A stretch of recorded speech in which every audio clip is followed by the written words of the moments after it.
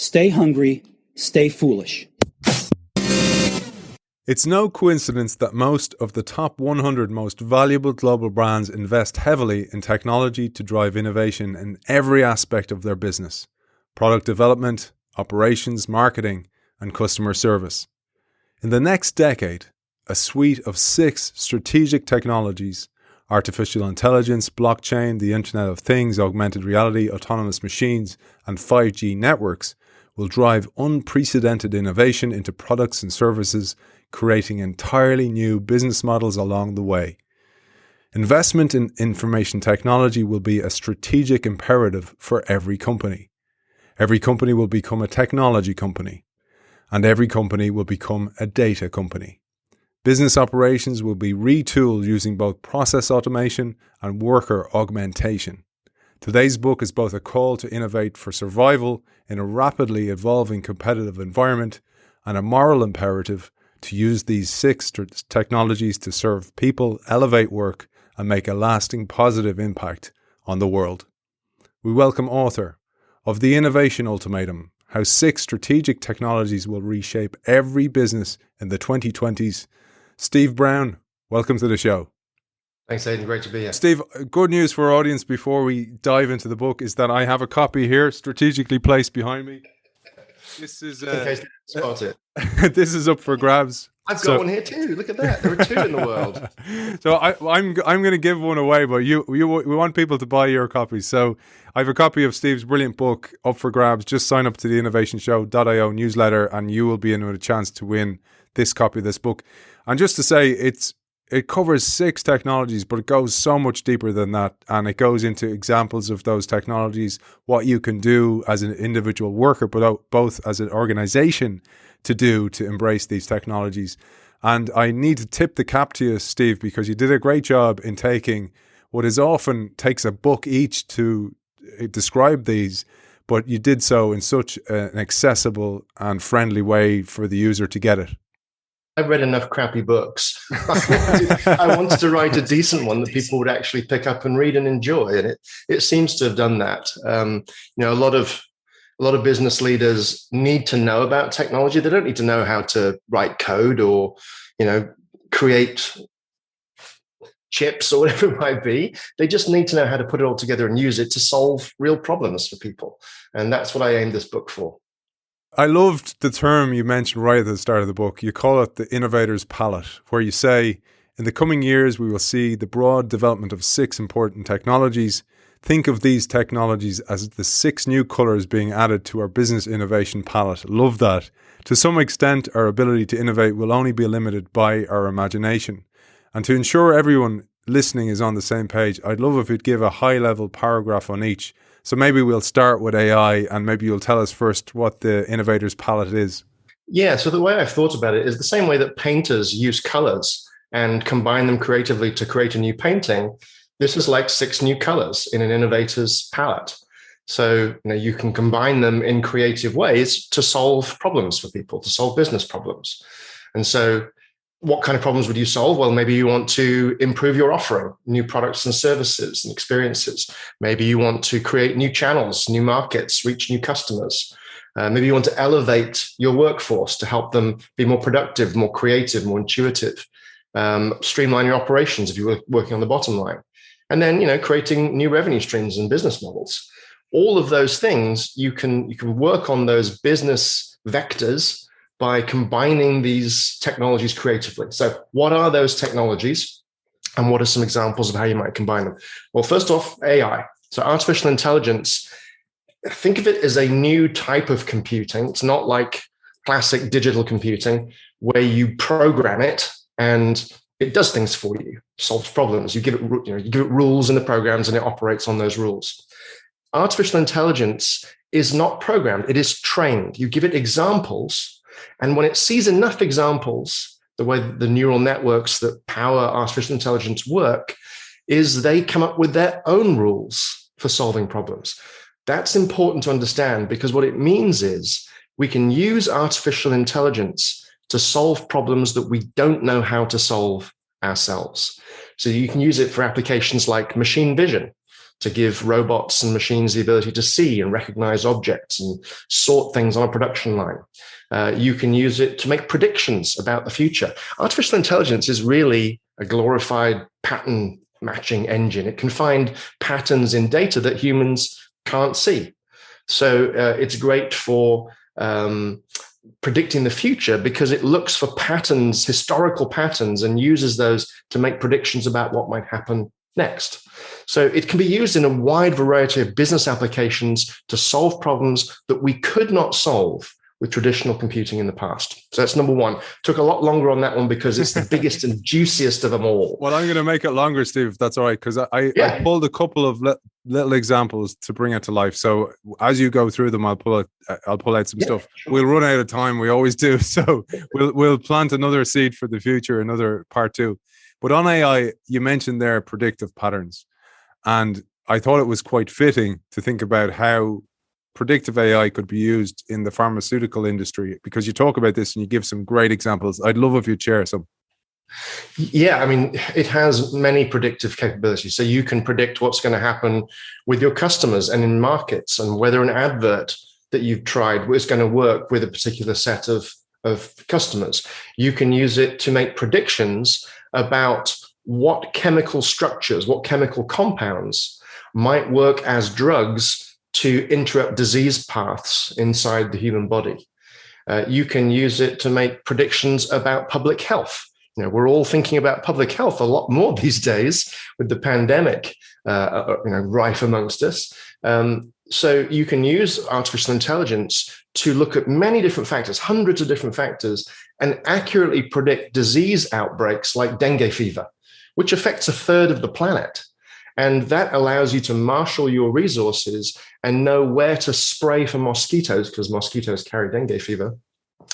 It can accurately predict an outbreak of dengue fever 3 months in advance with 80% accuracy within a 400-meter radius. That's the kind of predictive capability that AI can give us to help us make better informed decisions and therefore higher quality decisions. I loved your example, Steve, of AI and radiologists, where you say, as we train the neural network, we are essentially codifying the collective knowledge and several decades of professional experience from hundreds of thousands of radiologists. Their experience and diagnostic insight are captured in that model that's generated. Because I thought about that training the AI, people will probably be more willing to do that than training a direct human competitor, because they'll see them as a threat.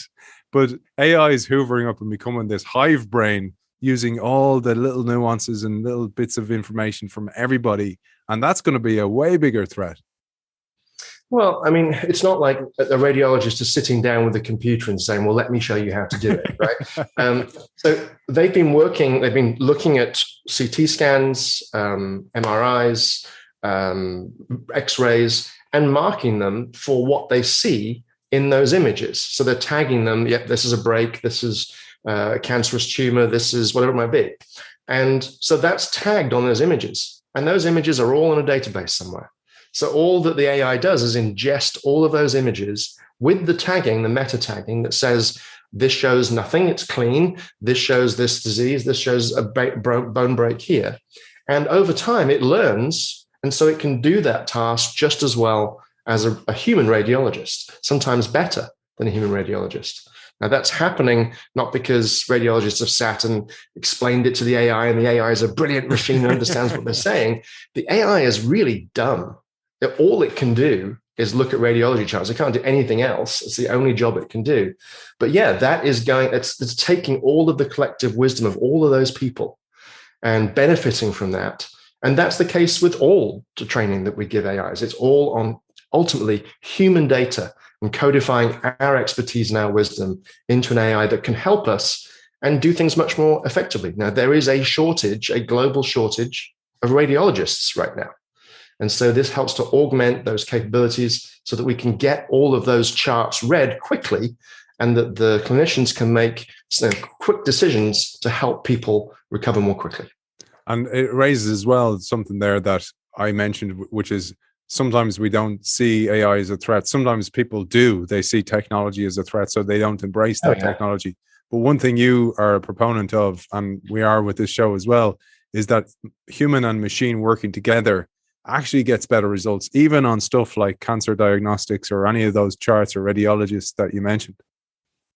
Yeah, I mean, why not use an AI as a second opinion at least? Get two eyes on every chart, because humans make mistakes. Humans make mistakes in the radiology world, 5 to 10% of the time. They miss things. And the good thing about AIs is they can look at charts over time and they can do temporal mapping. So they can learn to see something. When something is just starting to show up on a chart, where you've been taking an x-ray of somebody, let's say every week for a while, they can then trace that back and see things early on before humans are able to see that trend.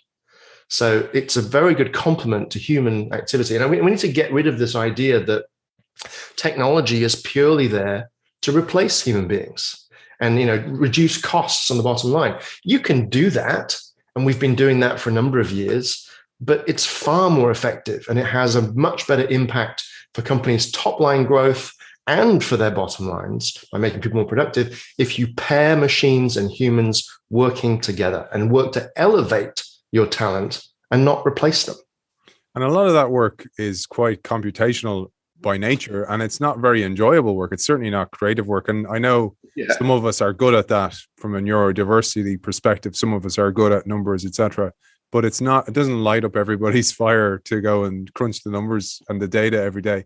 But I wanted to build on this, Steve, because you do a beautiful job of introducing the technology in a simple way, giving a few examples, and then turning the mirror on us and go, what are you going to do about it? And you say as organizations start to build out comprehensive multi-year AI strategies, they need to start to think about where to start. And you give some examples here. So if I'm an organization, maybe an SME, where do I start? You start thinking about, can I use these technologies in my product? Can I make my products more intelligent? Can I make them self-healing? Can I create new services that could deliver through my product? So that's the first place you might look. You would look at your staff, where we were just talking about. Are there ways I can help to make my team more creative, more intuitive? Can I support them with artificial intelligence to help them do their jobs better? I'll give you an example of that. Generative design technology is used in tools from Autodesk. So Autodesk makes computer-aided design software for architects and engineers and so on. And they have artificial intelligence built in that will take the design that the human creates, so their first pass design, and then riff on it and come up with hundreds or thousands of variants of that same design that achieves the same thing, but achieves it a slightly different way. And then it puts all of the designs through simulation and comes back to the engineer or the architect and says, if you designed it this way, then it would save I'm making these numbers up, 7 cents per unit, or it would increase the tensile strength in this direction of this bolt by 22%, or it would make this product 14% lighter than the design you originally had. And so when Autodesk first rolled that technology out to engineers and architects, they expected that they would come back and say, yeah, I can design more buildings, more screws, more widgets in a day. And that was true. They were more productive. But what shocked people was that the engineers and architects, all of them came back and said they felt more creative because they could explore this much wider creative space, and that the results that they were producing were much better. So it's the combination. I mean, the final result was not something that a human could do on their own or that a machine could do on their own. It was the collaboration of the two that gave the best result. So when companies are thinking about, well, okay, where do I start with AI? First of all, what kind of business problems are you trying to solve? Which means you have to understand what kind of problems you can solve with AI, which is why I wrote the book. And then you step back and think, okay, what kind of data do I need to gather? Is it data that I have internally? Is it data that I need to go and buy on the market? Is it data I need to get through a partnership? Because that's the fuel for AIs. You have to give them data. So today's data is tomorrow's AI fuel. And so thinking about that, what problems do I want to solve? What AIs do I need to create? What data do I need to feed those AIs? And where do I get it from? How do I organize it? How do I prepare it? that's the path that companies need to take when they're first starting on that journey. Yeah, I thought about that, Steve, from an example being, say, healthcare data, right? That I, as a kid, there's probably no record of this, but I, as a kid, maybe had spinal tap to check for meningitis, whatever it might be, right? And then later on in life, I might develop acne, and to the trained professional physician, firstly, they're probably not on the same chart, but secondly, they're probably different experts, and the different experts are in different silos. So that information is never going to be connected. Those dots are never going to be connected. And I thought about a future where all that information will be in a repository, and AI will be running and looking for these pattern recognition and kind of going, look, we've actually noticed acne plus spinal tap, acne at 18 equals arthritis at 33, unless this happens. And that's the beautiful future I see when AI starts to produce pattern recognition that we cannot see, because firstly, the data isn't there, like you say, but secondly, the machine is crunching the numbers 24/7, 365. There's no way a human being can see patterns in oceans of data that is multidimensional in the way you just described. AIs can, and I think they're going to unlock many of the secrets of the universe for us, because they will be able to see patterns that we can't see. I mean, they're already being used in medical diagnostics. There's a company called FDNA. They're based in Boston, I think. And they just use a simple smartphone camera, and you connect that to an AI app in the cloud. You take a photograph of a young kid's face, and based on subtle differences in the shape of that kid's skull, it betrays rare disease states, genetic disease states. Humans can't see that, but an AI can. Wow. And that reminds me of the mirror that you talk about as well, the smart mirror that actually can check, is Aidan's complexion slightly jaundiced today? Is he dehydrated, etc.? So there's this brings us into the world of AI and IoT working together. I loved your palette here, because I thought about it's a little dab of green AI and yellow, a bit of yellow IoT, mix them together. Oh my God, it's brown, whatever it is. Yeah, and it's, AI turbocharges sensors. Another great example, MIT, the East Coast US-based university, they've been doing a lot of work with a simple radio frequency sensor. So think of it like a Wi-Fi hotspot. It sends out a radio frequency signal and it bounces back. Now, the reflections that come back, radio frequency tends to go through walls and bounce back off humans. So what comes back is a sort of mess of data, but the AI can be trained to make sense of it. And it allows the AI to see through walls, see in the dark with this thing, but also to see what's going on in a room with a person without having a camera pointed at them. And this is being aimed at assisted living facilities with older people who just need someone to keep an eye on them. And so it can see if the person is standing, walking, sitting, if they've fallen over and they need help.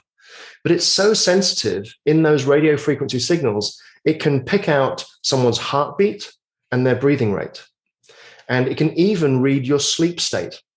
So if you're asleep, if you're in REM sleep, light sleep, dark, deep sleep, it can tell all those different sleep states. Now, why is this all important? Why am I telling you all this?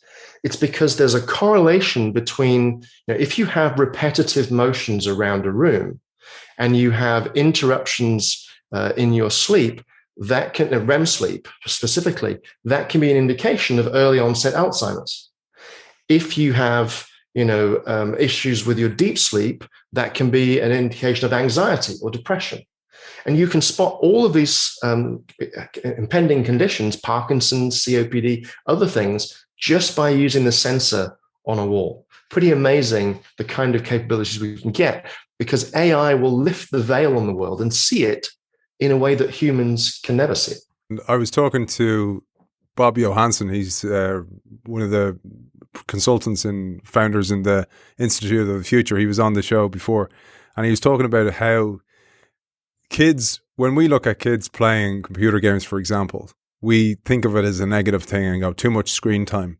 And he said something very clever that I hadn't considered before, which was, But it depends on what type of screen time. It's like me watching a Discovery Channel documentary versus watching some mind-numbing stuff on Netflix, whatever it might be. They're for different goals. And he said that we should be encouraging the kids to be able to immerse themselves in these technologies. And this touches a little bit towards to what you talk about AR and VR and MR, is that because if they can operate in that world collaboratively with others playing games, Fortnite, etc., they're developing a skill set and a capability for the future that's useful, because a lot of those companies are actually using those platforms to visualize data of the future. I thought that was a really interesting overlap to lap with your work as well. Yeah, computing is going to get a lot more visual in the future. And that brings us to one of the next technologies, which is virtual reality and augmented reality. Being able to immerse yourself in a digital world, in the case of virtual reality, which is great for simulations and training and such, and then blending digital objects and information in your field of vision with the physical world around you. So you're not disconnected from it. A lot of applications, particularly in manufacturing or things that require you to be physically present in a space, virtual reality doesn't really help you. Augmented reality blends information in your field of view, digital objects, and can guide you on what to do next. So being comfortable in those worlds, as augmented reality becomes, I think, the primary visual computing interface maybe 5 years from now, I think is setting kids up to be successful in that world of work. Yeah, and I loved some of the examples you gave there. So learning, for example, like Maxwell Maltz, the father of this term called cybernetics, was talking about that the human mind doesn't know the difference between what's real and what's imagined. So by tricking the senses into an immersive experience, you're more likely to learn that experience. And I thought about what you talked about, both from a learning perspective, but also I love the example of NFL. So a player is injured.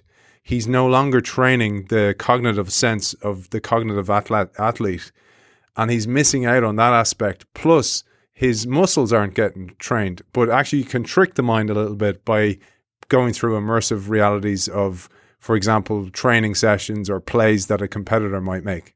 Well, yeah, and you can train the body's response to stimuli as well. So, and this is a very sad example, but it's actually proven to save lives. So, America has a problem with gun violence. It's in the news almost every freaking week, which is crazy. But, now Walmart, the biggest retailer in the United States, trains all of its employees with what they call active shooter situations. And the time, I think it was a couple of years ago in Santa Fe, where a gunman came in and started shooting in a Walmart, all of the employees knew exactly what to do because they'd been through that scenario, and they were able to keep their cool because they'd done it over and over and over again inside virtual reality. And that was credited by the CEO of Walmart, that training program, as allowing them to have a very rapid response. People didn't just freeze in place. Oh my God, what do I do? They knew where the exits were. They knew how to get people out as quickly as possible. And they saved probably 30 to 50 lives.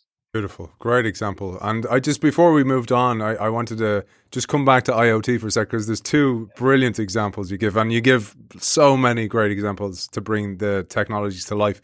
I love the example of the billfold wallet is one, and the other is the amazing example of Starbucks in China and the music selection tool and what its goal was. I thought they were beautiful examples. They're really fun. I use the Starbucks one a lot. The billfold wallet is not a real product. It was a thought experiment by a friend of mine, David Rose, and his team. He wrote a great book called Enchanted Objects. What happens when you make an object connected and you could signal things in different ways. And so this is a wallet that's connected to your bank account in real time. If you think about your spending habits, we whip out our credit cards and zip, zip, zip, zip, zip, zip. And then at the end of the month, oh my God, what did I do? You get the statement and think, I wish I hadn't done that. This gives you feedback in real time. So in the hinge of this wallet, it's a billfold wallet that opens up.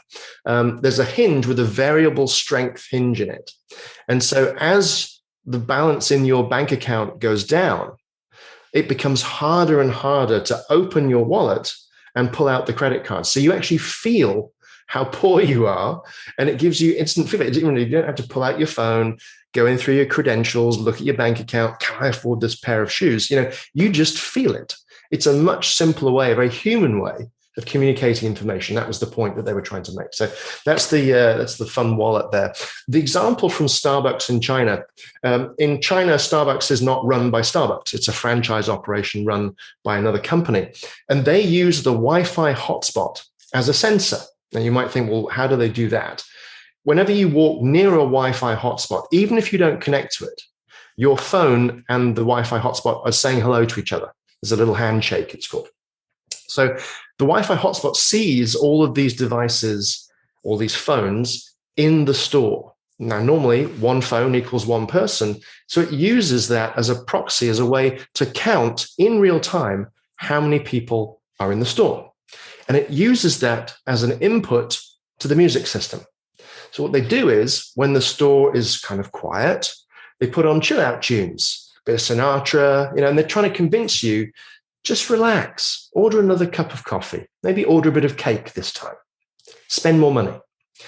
If the store is busy, they increase the volume, they increase the tempo of the music, and they're getting people in and out, money, money, money. So this has had a material impact on their business results simply by counting people and controlling the music system in real time to subtly influence their buying behaviors. Absolutely love that, man. And it just shows you the power of imagination, that the technology is there. It's just how you deploy it. That's up to you. That's up to understanding your business and maybe expanding your thinking a little bit, which is what you do. And you devote next a chapter to autonomous machines, robots, cobots, drones, self-driving vehicles. And here you say AI-powered machines will work alongside humans in almost every industrial sector. They will reshape the world of work and will fundamentally transform our transportation system. Perhaps we might start with some of the great examples you use in agriculture, because these are ones we don't often hear. And I love the idea of harvester robots. Yeah, I mean, there is a shortage of people willing to work in the fields, backbreaking work, picking strawberries, picking raspberries, picking apples even. I mean, it's not fun work. And these robots will work, through the night, which is actually when you want to pick soft fruit like strawberries and raspberries. You get less bruising when you do that. And these robots are now capable. I mean, it's a very delicate process, which is why it was all done by humans. Now the robots are able to, lift the leaves, spot the fruit, they can see, and they're able to very gently pluck the fruit from the plant and put it into a bucket. There's another one that is able to pick peppers. And it is even able to look at, if you look on the underside of a pepper, if there's a little curl at the bottom of the pepper, that shape on the bottom of a pepper tells you that it's ripe and ready to pick. So this robot lifts the pepper, looks underneath it, determines if it's ready to pick, and then snips it, throws it in the bucket. So some pretty amazing robots out there. One of my favorites is SAM 100. Comes from a company called Construction Robotics, and it lays bricks. And it's called a cobot, which means a collaborative robot. It can't do it on its own, but it works in partnership with humans. They load the bricks into it. And when Sam's busy, finished laying the bricks, he's pretty messy. So there's mortar squirted everywhere. They do what's called striking the wall and scooping it all off.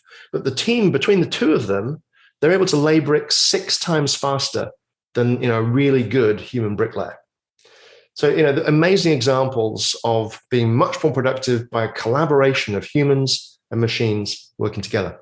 Yeah, and one of the things I mentioned there was drones, and you give great examples of Drone Seed, based in Seattle, not far from you, which builds drones for precision forestry. Now, I'd love you to share that, because precision forestry, precision weed killers, for example, means that there's less waste. And when I was reading your book, this often happens to me, Steve, where a thought will emerge, or a dot will be connected with some other concept. And I thought about, we talk about blockchain, for example, as the trust protocol, but I thought about IoT plus blockchain as the waste protocol, so avoiding waste. Yeah, so let's talk about both of those. Let's hit Drone Seed quickly, and then we'll talk about blockchain traceability, because that's a huge thing that I think will have a profound impact on business and a profound positive impact on humanity in the world. So let's do Drone Seed first. They're trying to address deforestation, which is happening, very rapidly around the world, to be able to replant forests as quickly as possible. So a human planter can, have a bunch of saplings on their back and trudge out into a forest. And if they are any good, they can plant a couple of acres in a day. A human planter working with a swarm of drones. So these are drones that work in collaboration. You're not controlling them individually, you're controlling the swarm and moving them around. These are special drones that are fitted with, essentially, it's like a paint gun in the sky, and it fires a seed with some nutrients into the soil to plant a tree. And they can cover 8 times as much ground in the same time. This collaboration, this partnership of a human planter and these drones working as a swarm, collaborating together. So, a great solution to reforestation at scale. And this company's stated goal is to address climate change by using that as a tool. Another way that we can address climate change, if you look at deforestation, climate change, pollution, child labor, forced labor, what connects all of those things together? Ultimately, it all comes back to us as consumers, right? It is the choices that we make, the products that we buy, that have that impact on the world.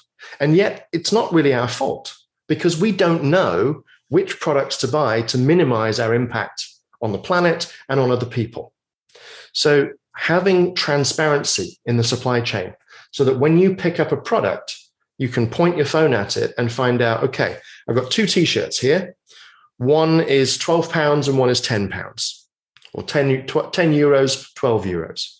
Which one am I going to buy? Well, this 12 euro t-shirt, yep, that has provenance that tells me it was made from cotton that was grown in fields that were responsibly harvested. There's proof that there weren't children working in the factories sewing these together, and it wasn't forced labor in China that is picking this cotton. Okay, 12 euros. This 10 euro one was cheaper, but there's no provenance for this one. It doesn't tell me whether this is safe to buy. So if I don't care or I can't afford it, I'm going to buy the 10 euro t-shirt because they look the same.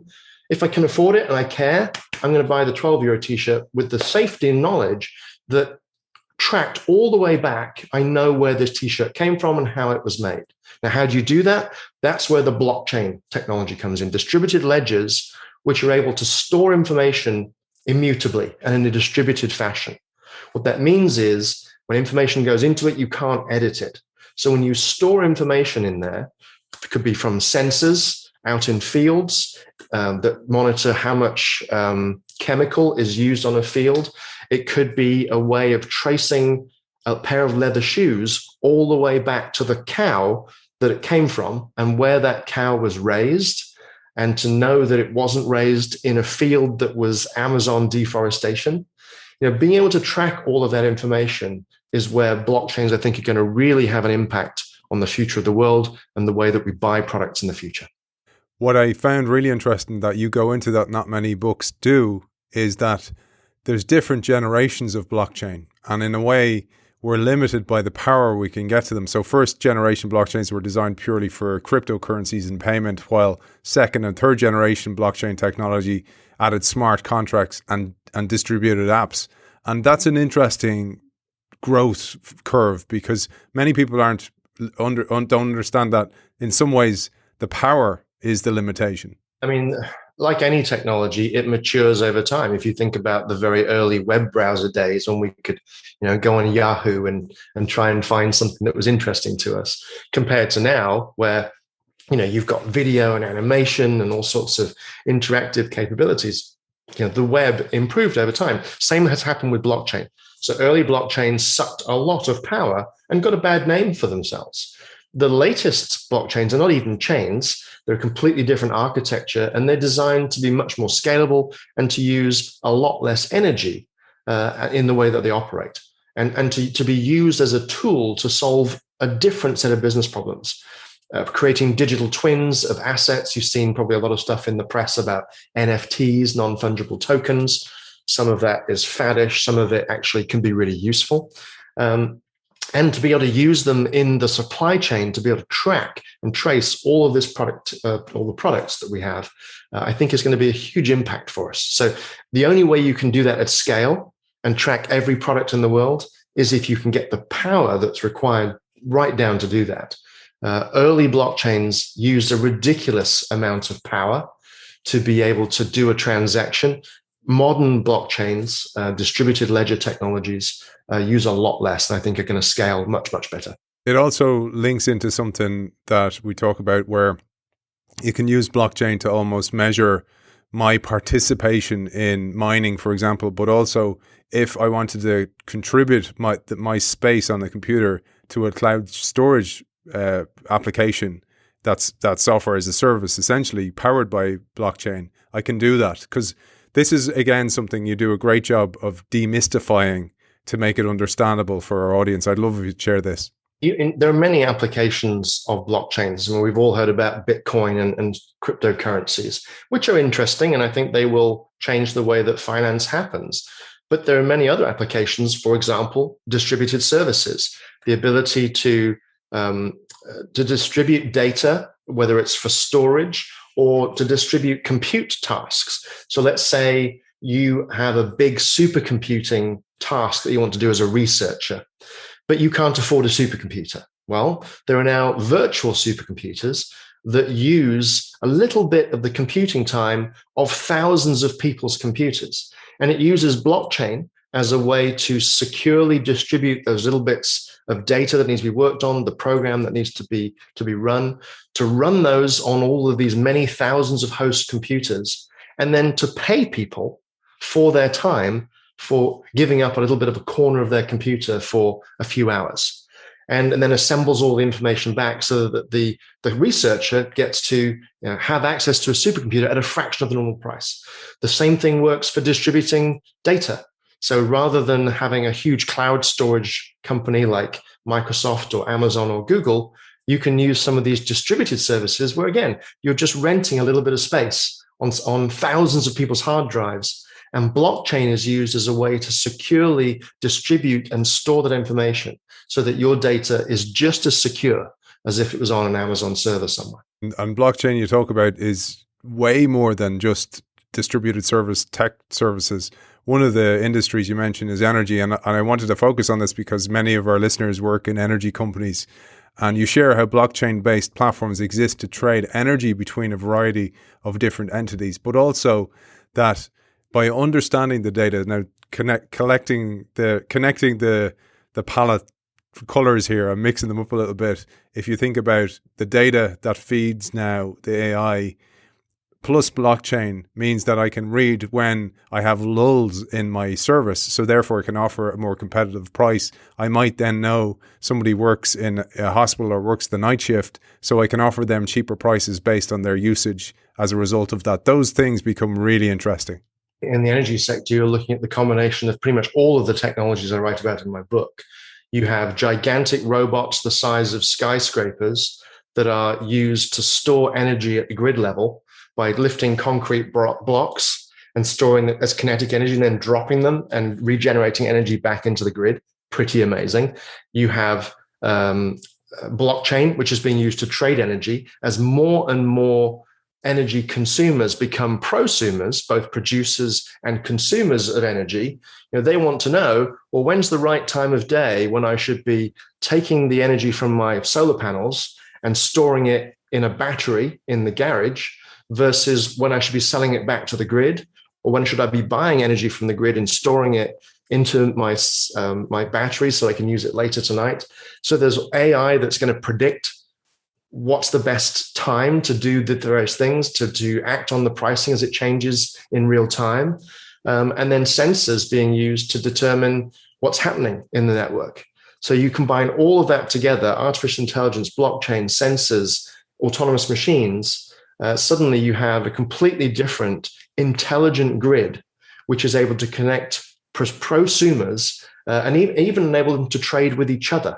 So there's an experiment went on in Brooklyn, in New York. A company called LO3 Energy was using blockchain so that the prosumers could trade with each other. So let's say I've got solar panels up and I'm creating more energy than I need right now. And Aidan, you live down the street and you put the kettle on for a cuppa and you need some energy, you just buy it from me rather than having to buy it from the energy company. So a completely different way of thinking about the energy grid and how we might help each other as we move into this prosumer world. I was thinking about that. Do you remember there was an old Nescafe ad where the guy is always calling to the girl for looking for coffee or vice versa? Do you remember that ad where it's like kind of going, got any coffee? I was thinking of that where it's like no longer calling to your neighbor for a cup of sugar or a cup of coffee. It's like, got a few kilojoules up for grabs there. I'm all out, but I need to flush the toilet. I need some energy here, man. But talking of kinetic energy, but we had a wonderful guest that you'd love him, man. Mauro Ian, and his book is called 2030. So it really deep dives into the data behind trends that we're seeing over the next 10 years. And we spoke of the future of sub-Saharan Africa, something that's often overlooked because it's not near populated nor commercialized or educated to the level that it could be.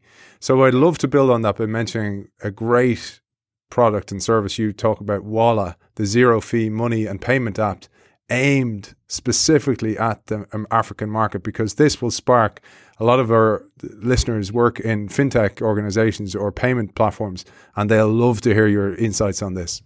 Well, it's Africa and Eastern and Southeastern Asia, where there are billions of people who are unbanked. So giving them the ability to save money.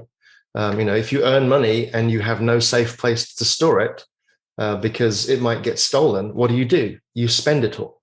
You can never save your way out of your situation. So Walla gives people the ability to save money on their phones. And again, using blockchain technology, distributed ledger technology to store currency in an exchange, and then to create savings over time, and even to use it as a payment system. So rather than have to carry cash around with you and need to buy something more expensive, maybe you're buying yourself a moped to kickstart your business, delivering stuff you're making to local community. Now you can go and make that payment without having to carry lots of money with you. Everything is stored immutably on your phone. Steve, one of the things I thought we'd mention was we mentioned how you're going to get started. For example, AI, you said start collecting your data now, day one data, go. What about blockchain? Because a lot of people will listen to this and kind of go, I don't have a clue what to do there. And then they'll just do nothing. And it's one of the things I love about doing this show, man, and your work and people who demystify this work to go, look, here's an insight into the future and do it in an accessible way, because it informs people. But often they don't go to that extra step and go, here's what you can do to get started. And you do that. I'd love if you'd share blockchain. Well, I think with any of these technologies, and not just blockchain, you're not expected to go and create all this stuff. You have suppliers that do that for you. So go talk to your suppliers and say, hey, I read this book and I read that there's these business capabilities that I want that are enabled by distributed ledger technology or AI or sensors or whatever it might be. I need them to solve these problems in my business. Make them happen for me. And if those suppliers say, oh, we don't know what you're talking about, or we don't have that yet, find new suppliers. You don't, as business people, you don't have to understand how this technology works or create it. What you do need to know is how you can solve problems with it, so you can identify which business problems are relevant to your company, and then go find the suppliers that you need to support you in that endeavor. It's really, that's a much higher level answer I think you were poking for, but that's how I would do it for all of these technologies. Keep it simple. Yeah, and blockchain underpins then smart contracts. So we mentioned that blockchain 2.0, and it also changes the game. I thought you mentioned Imogen Heap, who I love her. I love her voice, let alone her mind for the work she's done on payments through music. But also, you talk about the threats to companies like Uber or any kind of mobility companies as well, that they need to embrace such technologies as smart contracts and blockchain. Fundamentally, what these things do is they can democratize technologies, democratize industries. So the ability to create tokens, which you can then link to a physical object. It's called asset tokenization. That's what's fundamentally behind this idea of NFTs, non-fungible tokens, where people are selling the digital rights to a video clip or a painting or whatever it might be. As an NFT, you can create those tokens for anything, and you can use it to sort of lubricate a market and democratize that market. Think about, I'm not going to use, you've already talked about Uber, but let's talk about real estate. How many of your listeners own an office building in the center of London? Not many, I'm guessing. But with tokenization, what you could do is take an asset like €100 million building and split that into many, many tokens, which you can then put out in the open market so that individual investors like you and me can then go and buy a portion of that building. So it opens up access to new markets that were previously only accessible by institutions. So watch out, because you're going to see this democratization. Uber used platformization to go after the taxi business. I think you'll see tokenization used to go after many big established businesses by using this democratization approach. And one of the core elements of smart contracts, for example, is disintermediation. So the disappearance of the middleman, essentially. And this is an important concept to understand. Yeah, I live in the United States. And when I first bought some property over here, I was shocked at how many people are there with their hands out wanting to get paid when you're trying to buy a house. People who have money in escrow for the deposit, people who handle all of the title. There's all this complex gubbins that goes on. It's based on laws and regulations, mostly written by these people to make life complicated, also to keep people safe in a transaction. But all of those things, that trust industry of escrow and title and insurance and all of those things, they're all in place to protect us as consumers, because we're often buying from a stranger. So when you're buying from a stranger, you need that protection because you don't trust them. If I hand over, I'll make it up, 300,000 euros for this nice new flat in the center of Dublin, are they going to hand me the keys, or are they just going to take my money and run? Right? You want to have that safe transaction. Smart contracts are a way of automating that process. So a contract is written on paper and executed based on the law. A smart contract is written on a blockchain and executed in code. So it's almost like if then. So if money goes from this account to this account, then title goes from here to here. Done. So suddenly all of that trust industry that was built to mitigate about the fact that strangers doing business together goes away. And that's the disintermediation that you're talking about. It's amazing, isn't it, that's almost what led to all this back when Satoshi wrote the code for blockchain for Bitcoin was essentially, you screwed us over, we've lost trust in you, so we're going to do our own thing here. And that's what ignited it. I always found that fascinating, that it took somebody or some people, whoever created it, to decide enough's enough, we're going to do something here. And look where we are today. I mean, they did it because they didn't want central authorities anymore. And so when you hear about blockchains, they're really a family of things called distributed ledger technologies. The key is the distributed. There's no centralized authority that makes decisions. Decisions are distributed around all of the people and all the computers that are involved in the network that are making these decisions and these capabilities possible. We're going to run out of time, but one of the ones that underpins you talked about data being the fuel for AI, but really the power is going to come from 5G, 6G, 7G, whatever iterations we're going to see in the future. But you talk about 5G, it's a really important one. It hasn't rolled out everywhere yet, certainly not to its potential. So let's talk about how that's going to change the world. Yeah, I mean, we talked about augmented reality, virtual reality, IoT, robots, AI, blockchain. The last of the six is the one that ties it all together, which is 5G and satellite networks. So 5G is the first of the cellular networks that's designed specifically to connect things, not just cell phones, not just smartphones. So it is also designed to connect industrial equipment, parking meters, our homes. So it'll give competition to traditional broadband and cable internet networks, which should bring prices down. So it's about 10 to 100 times faster than 4G. It's one more G, it must be better. And it is 10 to 100 times faster. But more importantly, it is also more reliable. So you won't have as many dropped calls.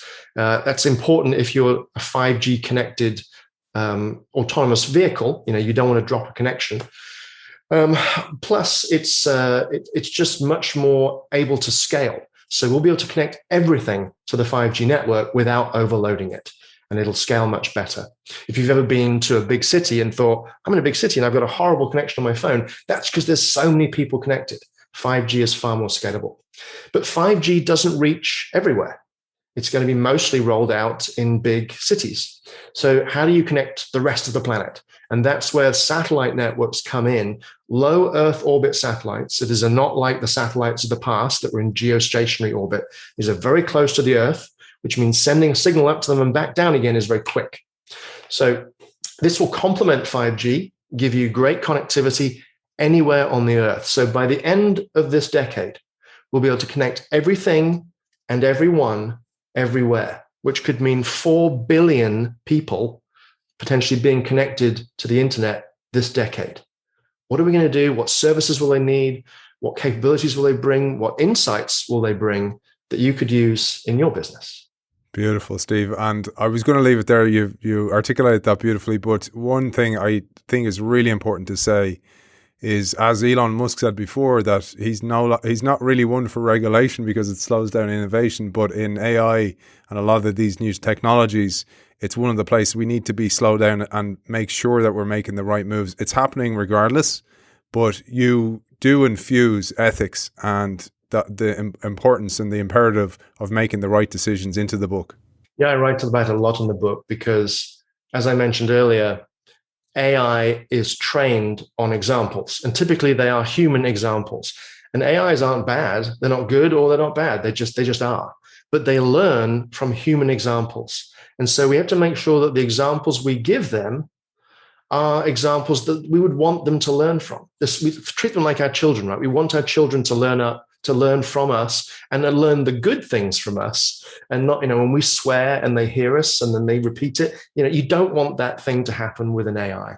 So we need to blame the AI.